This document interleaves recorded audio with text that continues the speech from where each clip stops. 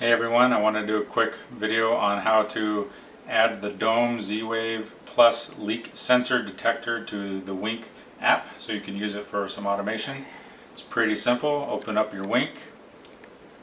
You want to add your device. We're going to go to Utilities and Climate. Then we're going to go to Plumbing and Water. And we're looking for the Dome leak sensor unit, and we're going to make sure we're within range of our hub, within 30 feet. We're going to connect to the hub, and we will twist off the top of the unit so we can get to this button right here. We'll connect to the hub, and we're going to press this button 5 times really fast as soon as the hub is ready.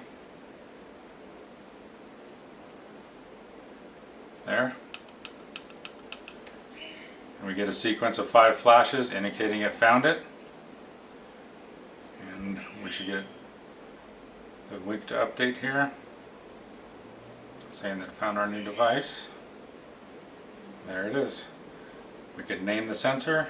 We'll just leave it leak detector for now. Get started. Simple overview. Robots are awesome. I've used those to my full extent. I've got a video on that. And here is our new sensor. Right now it's dry.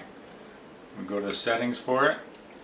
We will put the top back on and just twist them back together. Take the pins, and we're going to test it working on a wet napkin here to make sure it works. And there it is, it went to wet.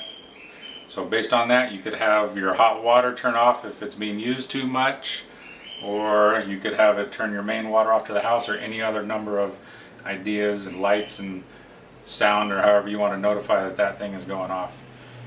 But there you go. It's pretty simple and pretty easy.